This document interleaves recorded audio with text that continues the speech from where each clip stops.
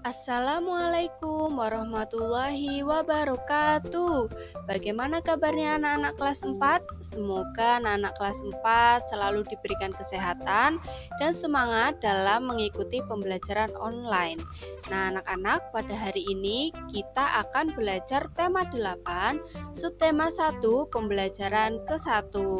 Nah, sebelum belajar, marilah kita berdoa agar kita diberikan kemudahan dalam belajar sehingga kita dapat ilmu yang bermanfaat dan dapat meraih cita-cita. Nah, bagi yang muslim silakan baca basmalah, bagi agama yang lain silakan menyesuaikan. Berdoa menurut kepercayaan masing-masing dimulai. Bismillahirrahmanirrahim. Berdoa selesai. Nah, anak-anak coba perhatikan gambar berikut ini. Gambar apakah itu? Ya, ini adalah gambar dari sampul buku Kisah Kancil Mencuri Mentimun. Nah, anak-anak, pernahkah kalian mendengar atau membaca cerita si kancil? Kemudian, bagaimana cara kancil mengambil timun Pak Tani? Kalau bayangan ibu itu kancil mengambilnya dengan ditarik.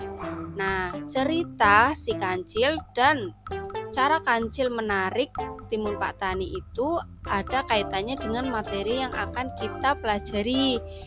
Nah, materi yang akan kita pelajari yang pertama, nanti kita akan menganalisis tokoh-tokoh yang terdapat pada teks fiksi. Kemudian kita akan menceritakan kembali cerita fiksi dengan ekspresi, intonasi yang tepat dan percaya diri. Kemudian kita akan mencoba untuk membedakan perbedaan gaya dan gerak dengan benar. Kemudian yang terakhir, siswa dapat membuktikan pengaruh gaya terhadap gerak benda dengan benar. Nah, anak-anak, ibu memiliki sebuah kata motivasi atau kalimat motivasi. Masa depan itu tergantung pada apa yang kita lakukan hari ini. Jika kalian ingin menjadi orang yang sukses, tentu saja hari ini kita tidak boleh bermalas-malasan.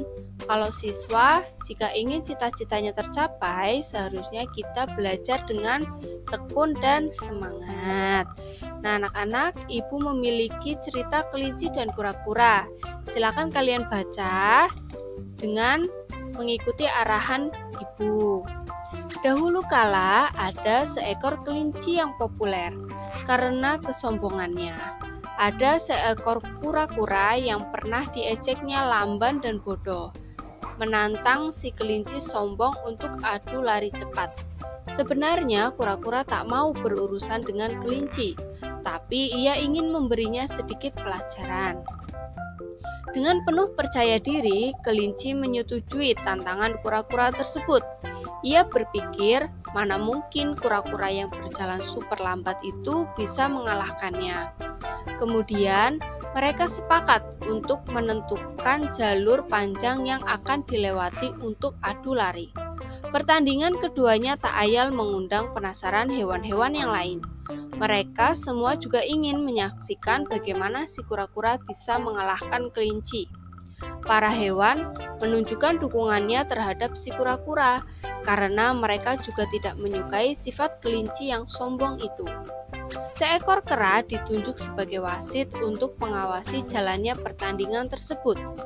Saat perlombaan baru saja dimulai, kelinci pun melesat jauh meninggalkan kura-kura.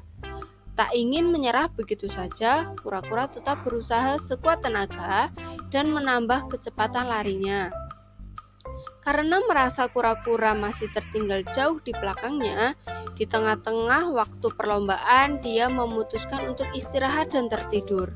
Namun saat terbangun, kelinci sungguh kaget karena ternyata kura-kura telah sampai di garis finish.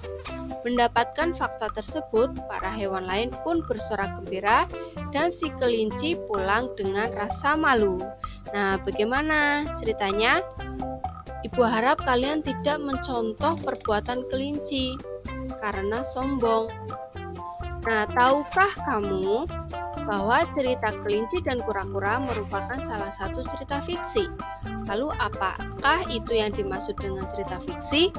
Cerita fiksi adalah cerita hayalan yang dibuat oleh pengarang sesuai dengan imajinasi dan kreativitasnya sendiri.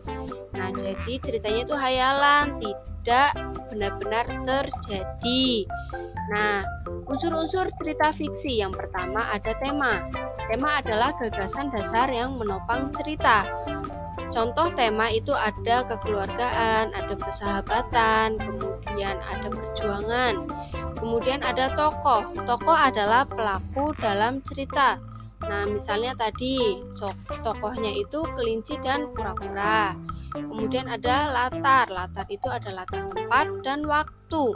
Misal tempat di hutan, di sungai, di rumah.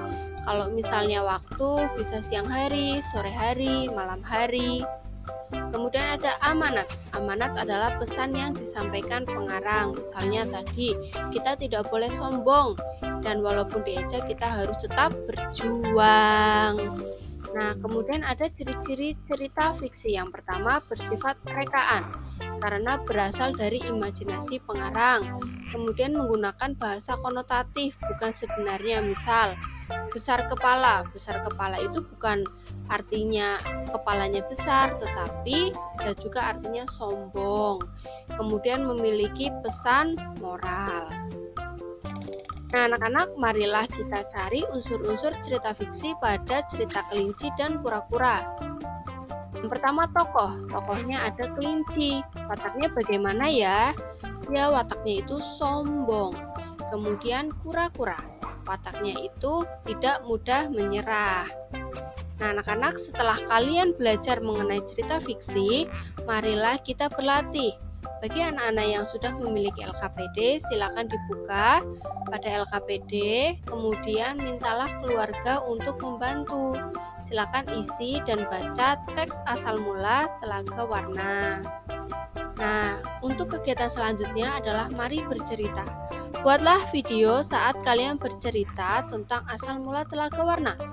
Perhatikan intonasi dan ekspresi wajah. Nah, anak-anak, perhatikan gambar berikut ini. Ibu memiliki gambar kelinci dan kura-kura sedang melakukan lomba lari.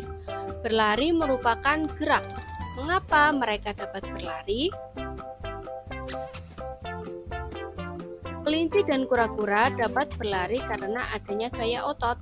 Apakah yang dimaksud dengan gaya dan gerak? Nah, gaya dan gerak. Gaya adalah tarikan atau dorongan yang terjadi terhadap suatu benda yang dapat menyebabkan benda bergerak. Kemudian gerak adalah perubahan kedudukan atau posisi, baik hanya sekali maupun berkali-kali. Nah, coba amati gambar di bawah ini. Ada dua gambar. Gambar yang pertama, gambar orang sedang mendorong mobil. Orangnya itu hanya satu. Kemudian, gambar dua, ada beberapa orang yang sedang mendorong mobil. Pertanyaannya, manakah yang lebih mudah saat mendorong mobil? Mengapa hal tersebut dapat terjadi?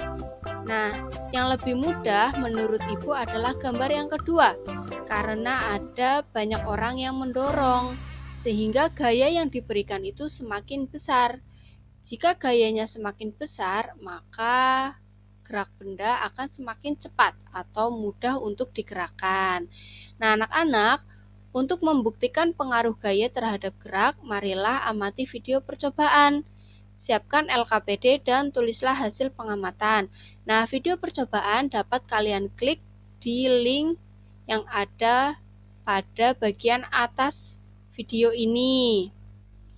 Nah, kalian dapat menuliskannya dengan tabel, misal lemah, pengukuran pertama itu berapa, pengukuran kedua berapa, pengukuran ketiga berapa, kemudian dijumlahkan sampai gaya yang diberikan kuat. Nah, dari percobaan yang ada, kalian dapat menarik kesimpulan. Semakin besar gaya, maka titik-titik laju benda.